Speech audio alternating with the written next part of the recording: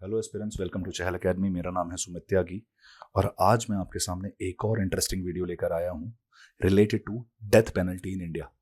Right, recently एक trend सामने आया है जिसमें ट्रायल कोर्ट्स जो हैं, जो हमारे डिस्ट्रिक्ट कोर्ट हैं, सेशन कोर्ट्स हैं और इवेंचुअली जो हाई कोर्ट्स हैं, वो जब डेथ पेनल्टी देती हैं और जब वो डेथ पेनल्टी की अपील सुप्रीम कोर्ट तक पहुंचती है तो उनके बीच में एक डिसोनेंस देखने को मिलता है। उनके बीच में आपको सिनर्जी नजर नहीं आती। राइट, मतलब ट्रायल कोर्ट जो नंबर ऑफ डेथ पेनल्टीज दे रही हैं वो काफी ज्यादा हैं, जबकि जब वो सुप्रीम कोर्ट तक पहुंचती हैं तो वो बिल्कुल ही खत्म हो जाती हैं। जिससे पता चलता है कि हमारे जुडिशियल सिस्टम के अंदर आपको सिनर्जी नहीं देखने को मिल रही है, एक यूनिफॉर्म मैकेनिज्म देखने को नहीं मिल रहा है। सबसे पहले डेथ पेनल्टी केवल एक पॉलिटिकल या फिर एक गवर्नेंस के एस्पेक्ट से नहीं देखनी चाहिए। इसका एक एथिकल एंगल भी है, इसका एक मोरल एंगल भी है। सबसे पहले आपको यह समझना होगा कि क्या डेथ पेनल्टी या कैपिटल पनिशमेंट को एथिकली जस्टिफाई किया जा सकता है। सी, किसी भी पनिशमेंट के दो टारगेट होते हैं। सबसे पहला रिफॉर्मेशन। अगर उस पनिशमेंट के बाद अगर कोई रिफॉर्मेशन आ रहा है तो definitely that punishment is justifiable sorry, उसको जस्टिफाई किया जा सकता है। दूसरा, क्या वो कोई डिटरेंस क्रिएट कर रहा है, उसकी वजह से अगर कोई डिटरेंस क्रिएट हो रही है तो भी आप उसे जस्टिफाई कर सकते हो। लेकिन जब हम कैपिटल पनिशमेंट की बात करते हैं तो आप रिफॉर्म वाला एंगल तो खत्म ही कर देते हो, क्योंकि जब इंसान बचेगा ही नहीं तो फिर उसका रिफॉर्मेशन कैसे होगा। वही बात, ना रहेगा बांस ना बजेगी बांसुरी। दूसरी चीज है डिटरेंस। जनरली आपको कैपिटल पनिशमेंट देखने को मिला है मर्डर केसेस में। बाय दैट लॉजिक, अगर कैपिटल पनिशमेंट से कोई डिटरेंस क्रिएट होता तो शायद आपको मर्डर केसेस का जो रेट है, जो क्राइम रेट है, वो आपको डिप करता हो दिखता, लेकिन ऐसा हमें बिल्कुल देखने को नहीं मिल रहा है। तो from the legal angle and the ethical angle death penalty को जस्टिफाई करना थोड़ा सा डिफिकल्ट हो जाता है। लेकिन समाज के अंदर जब कोई ऐसा क्राइम होता है, कोई ऐसा हीनियस क्राइम होता है जिसे rarest of the rare cases में काउंट किया जा सके, तब डेथ पेनल्टी को डेफिनेटली जस्टिफाई किया जा सकता है, क्योंकि ये समाज के अंदर एक ऐसा मैसेज पहुंचाता है कि कुछ चीजें सोसाइटी के अंदर एक्सेप्टेबल नहीं है। और अगर ये डेथ पेनल्टी का क्राइटेरिया नहीं होगा तो शायद ये जस्टिफाई करना जुडिशरी के लिए, गवर्नमेंट के लिए, सोसाइटी के लिए डिफिकल्ट हो जाएगा कि किस लेवल पे जाके आपको एक लिमिट सेट करनी है, किस लेवल पे जाके आपकी जो एथिकल एस्पेक्ट है, जो मोरल एस्पेक्ट है, जो आपकी राइट टू लाइफ है, वो कहां तक सेफगार्ड की जाएगी। आप हर चीज करके ये एक्सपेक्ट नहीं कर सकते कि आपकी राइट टू लाइफ के नाम पर आपको डेथ पेनल्टी ना दी जाए। खैर, हमारा आज का जो वीडियो है वो इस बात के बारे में नहीं है कि डेथ पेनल्टी देनी चाहिए या नहीं देनी चाहिए। Rather it is more about कि जो सुप्रीम कोर्ट और ट्रायल कोर्ट्स के बीच में जो डिसोनेंस देखने को मिल रहा है, इसके रीजंस क्या हैं और इसको कैसे बेहतर बनाया जा सकता है। Without any further delay, let's start with the video. सबसे पहले हमें यह समझना होगा कि लगातार दूसरे साल किसी भी इंसान को डेथ पेनल्टी नहीं दी गई है जो सुप्रीम कोर्ट के फाइनल ऑर्डर के तहत दी जाती है। मतलब ट्रायल कोर्ट्स ने काफी सारी डेथ पेनल्टीज दी, हाई कोर्ट ने भी कुछ को फॉरवर्ड किया, लेकिन सुप्रीम कोर्ट तक पहुंचते पहुंचते जब फाइनल पनिशमेंट आप देखते हो, जब फाइनल वर्डिक्ट आप देखते हो, तो किसी को भी कैपिटल पनिशमेंट या डेथ पेनल्टी नहीं दी गई है। राइट, अब इसमें जो डिसोनेंस है या जो सिनर्जी नहीं देखने को मिल रही है, उसके बारे में एक बार बात करते हैं। 2024 के अंदर सुप्रीम कोर्ट ने किसी भी डेथ सेंटेंस को कंफर्म नहीं किया है। मतलब जो भी लोअर कोर्ट से अपील आई थी रिलेटेड टू कैपिटल पनिशमेंट और डेथ पेनल्टी, उसको कंफर्म नहीं किया गया है सुप्रीम कोर्ट द्वारा। या तो उन्हें एक्विट कर दिया गया है या फिर उस डेथ पेनल्टी को आपने लाइफ इंप्रिजनमेंट में ट्रांजिशन कर दिया है, या फिर बेसिकली बोलते हैं ना कि आपने कम्यूट कर दिया है उस चीज को। You have commuted the sentence from death sentence to life imprisonment. अगर डेटा देखा जाए, इस साल ट्रायल कोर्ट्स ने 139 लोगों को डेथ पेनल्टी प्रोवाइड की थी और सुप्रीम कोर्ट 0। इससे पता चलता है कि कितना ज्यादा डाइवर्जेंस है हमारे जुडिशियल डिसीजंस में। ट्रायल कोर्ट कुछ और बोल रही है, सुप्रीम कोर्ट कुछ और बोल रही है, जो सीधा सीधा दर्शाता है कि यूनिफॉर्म लीगल सिस्टम की कहीं ना कहीं कमी नजर आती है। अगर टोटल डेथ रो पॉपुलेशन देखी जाए, वो बढ़कर 564 हो चुकी है। अभी डेथ रो पॉपुलेशन क्या है? मतलब ऐसे लोग जिनके ऊपर डेथ सेंटेंस का केस चल रहा है। मतलब कि लोअर कोर्ट्स ने उन्हें डेथ सेंटेंस दिया है, लेकिन अभी उन्होंने अपील की है हायर कोर्ट्स के अंदर, और हायर कोर्ट्स ने अभी तक उनका फैसला नहीं दिया है, वो अभी भी अंडर ट्रायल सी हैं। ये 2000 के बाद से अब तक का सबसे ज्यादा नंबर है जब हम डेथ रो पॉपुलेशन की बात करते हैं। जो सबसे ज्यादा डेथ सेंटेंस हमें रिकॉर्ड होती हुई दिखती हैं वो देखने को मिल रही हैं from the state of Uttar Pradesh. Right, अगर डेथ पेनल्टी के ट्रेंड्स देखे जाएं 2024 के अंदर, तो एक रिपोर्ट है बाय प्रोजेक्ट 39 ने, वो ये हाईलाइट करती है कि कुछ ऐसे ट्रेंड सामने आए हैं जो डिस्क्रिपेंसीज को सामने लाते हैं कि किस तरीके से इंपोजिशन और जो कंफर्मेशन होती है डेथ पेनल्टी की डिफरेंट लेवल ऑफ जुडिशरीज में, उसमें आपको डिस्क्रिपेंसीज और नॉन यूनिफॉर्मिटी देखने को मिलती है, किसी भी तरीके से वो यूनिफॉर्म या फिर सिनर्जाइज नहीं दिखते। डेटा ये भी बताता है कि जो सेंटेंसिंग पैटर्न्स है ट्रायल कोर्ट्स का, हाई कोर्ट्स का और सुप्रीम कोर्ट का, उसमें काफ़ी ज़्यादा डाइवर्जेंस है, काफ़ी ज़्यादा डिफरेंस है, जिसकी वजह से एक मेजर कंसर्न ये खड़ा हो रहा है, क्या हमारी जुडिशरी कंसिस्टेंट है?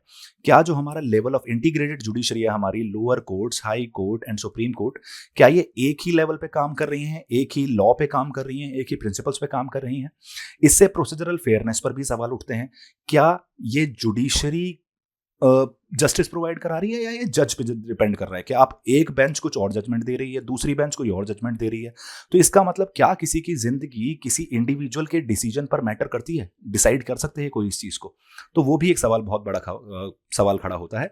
और दूसरी चीज, जो ऑलरेडी एस्टेब्लिश लीगल प्रिंसिपल्स हैं उनको किस तरीके से अडहेर किया जा रहा है, किस तरीके से फॉलो किया जा रहा है, और क्या सेम लेवल पे फॉलो किया जा रहा है? जो डेटा है वो तो ऐसी बातें नहीं बताता। अगर ट्रायल कोर्ट्स और हायर जुडिशरी का डिफरेंस देखा जाए तो आपको कुछ डेटा के साथ इसे समझाने की कोशिश करता हूं मैं। ट्रायल कोर्ट्स ने 2024 के अंदर 139 डेथ सेंटेंसेस दिए, मतलब 139 लोगों को उन्होंने सजाए मौत दी, जो 2023 के कंपैरिजन में 17 ज्यादा हैं। 2023 में यह नंबर 122 था। ये डेथ सेंटेंस जो प्रोवाइड किया गया है, अगर इसका स्टेट वाइज ब्रेकडाउन किया जाए तो उत्तर प्रदेश से में लगभग 34 लोगों को, उत्तर प्रदेश की ट्रायल कोर्ट्स ने लगभग 34 लोगों को डेथ सेंटेंस प्रोवाइड किया। केरला में 20 लोगों को किया गया और वेस्ट बंगाल में 18 लोगों को किया गया। जो majority of the death sentence provide किए गए वो मर्डर केसेस के लिए थे। लगभग 62% ऑफ द जो डेथ सेंटेंस हैं वो मर्डर केसेस के लिए दिए गए हैं, जबकि जो बाकी बचे हुए 25% हैं उसमें मर्डर विद सेक्सुअल ऑफेंसेस हैं, मतलब रेप चार्जेस विद मर्डर। जैसा आपको आरजीकर केस देखने को मिला, that was heinous offence, that was rarest of the rare case, लेकिन वहां भी आपको डेथ सेंटेंस देखने को नहीं मिला।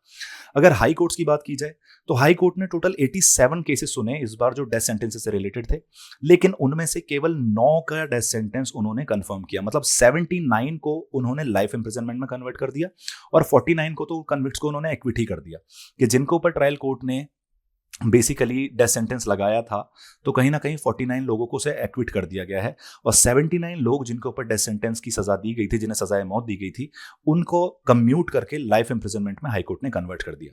सुप्रीम कोर्ट की अगर बात की जाए तो सुप्रीम कोर्ट ने डेथ सेंटेंस से रिलेटेड 6 अपील सुनी, जिसमें से 5 को उन्होंने लाइफ इंप्रिजनमेंट में कम्यूट कर दिया और 1 इंसान को उन्होंने एक्विट कर दिया। मतलब 5 लोग जिनको सजाए मौत दी गई थी, अब वो सजाए बेसिकली लाइफ इंप्रिजनमेंट, उम्र कैद की सजा बेसिकली बिताएंगे प्रिजन्स के अंदर, जबकि 1 इंसान को पूरी तरीके से बाइज्जत बरी कर दिया गया है। ये जो रिपोर्ट्स हैं ये एक्यूज्ड की मेंटल हेल्थ को ध्यान में रखकर, जेल कंडक्ट को ध्यान में रखकर और लाइफ सर्कमस्टांसिस को ध्यान में रखकर डिसीजंस लेती है सुप्रीम कोर्ट। मतलब ये जो पॉइंट है ना, ये आपको बहुत ज्यादा अच्छे से याद रखना है कि क्यों सुप्रीम कोर्ट, हाई कोर्ट और ट्रायल कोर्ट में डिफरेंस है। क्योंकि सुप्रीम कोर्ट जब किसी भी एक्यूज्ड के केस को सुनती है जिसको डेथ सेंटेंस दिया गया है, तो वो केवल डेटा या फैक्ट्स पे रिलाई नहीं करती, वो एक्यूज्ड की मेंटल हेल्थ, जेल में कैसा कंडक्ट रहा है उसका, और साथ के साथ उसकी लाइफ के सर्कमस्टेंसेस क्या हैं, उन सब बेसिस पे डिसीजंस को करती है। और इसी वजह से शायद आपको इतना ज्यादा डिस्क्रिपेंसी और जो बेसिकली नॉन यूनिफॉर्मिटी देखने को मिल रही है डिसीजंस में, वो सामने आती हुई दिखती है। अगर नेचर ऑफ ट्रायल कोर्ट और सुप्रीम कोर्ट प्रोसीडिंग्स को देखा जाए तो डाइवर्जेंस डिसीजन मेकिंग में क्यों आता हुआ दिखता है, राइट? सबसे पहले नेचर ऑफ ट्रायल कोर्ट और सुप्रीम कोर्ट प्रोसीडिंग्स में आपको डिफरेंस समझना होगा, जिससे आप ये समझ पाएं कि डिसीजन मेकिंग में डिफरेंसेस क्यों हैं। ट्रायल कोर्ट का मेजर फोकस जो रहता है वो फैक्ट्स पर रहता है, कि जो केस के फैक्ट्स हैं वो क्या बोल रहे हैं, और वो स्ट्रिक्ट लीगल प्रोविजंस अप्लाई करती है ये बिना एनालाइज करे कि मिटिफिकेटिंग फैक्टर्स क्या क्या हैं, राइट?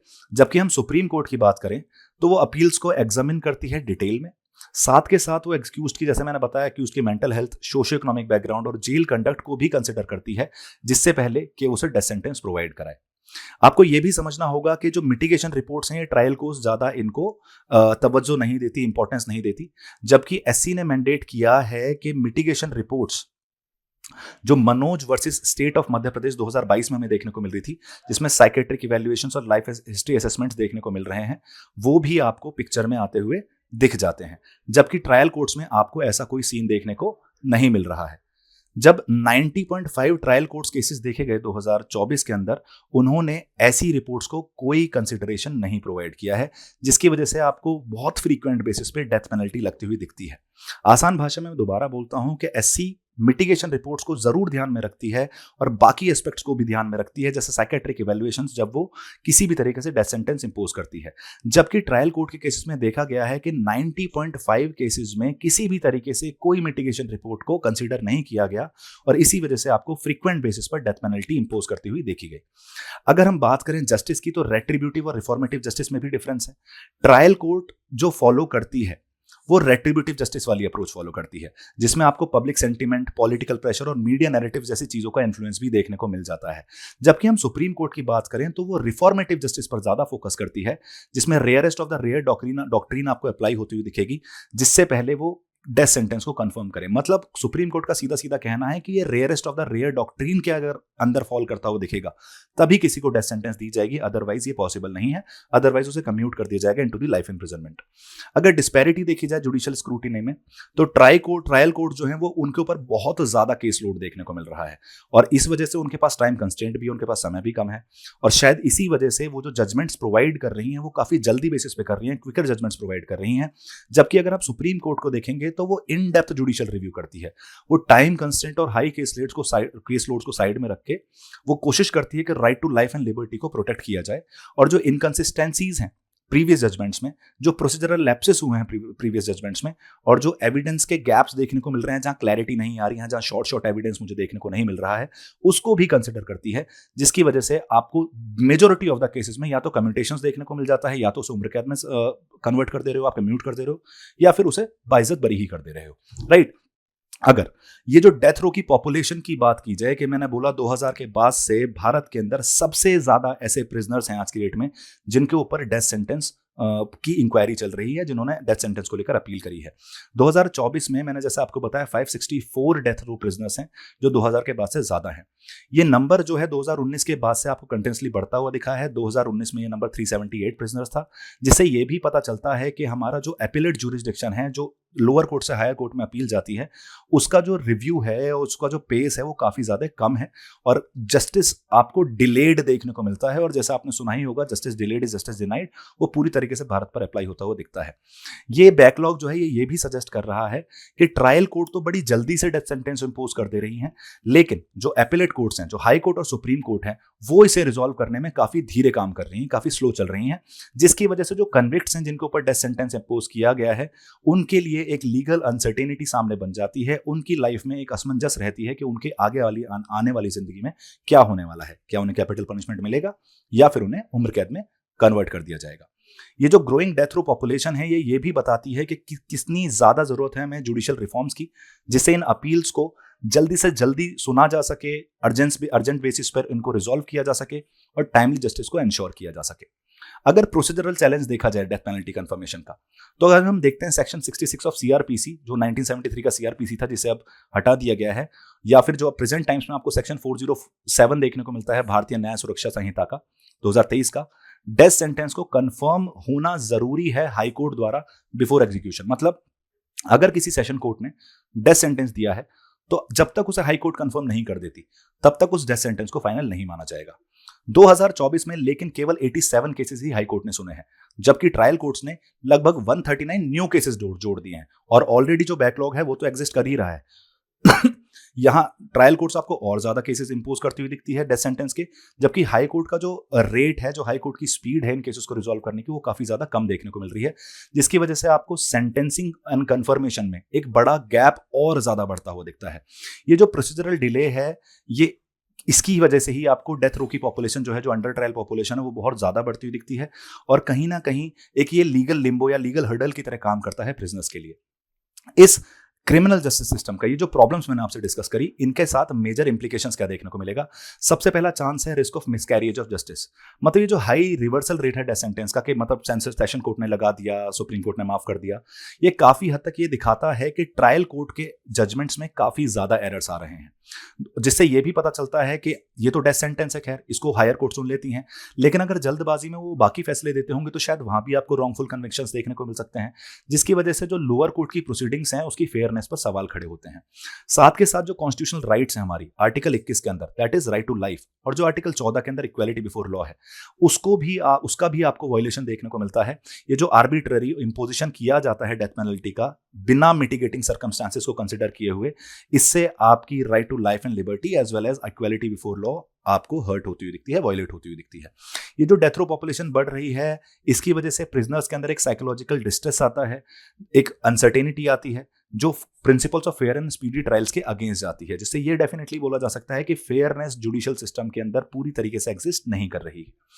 अगर सेंटेंसिंग रिफॉर्म्स की बात की जाए, ये जो सेंटेंसिंग कॉल्स हैं सुप्रीम कोर्ट, ट्रायल कोर्ट और हाई कोर्ट की, ये सजेस्ट करती हैं कि कहीं ना कहीं हमें यूनिफॉर्म गाइडलाइंस की जरूरत है, जिससे कंसिस्टेंसी को मेंटेन किया जा सके और कैपिटल पनिशमेंट के केसेस में फेयरनेस को भी इंपोज किया जा सके।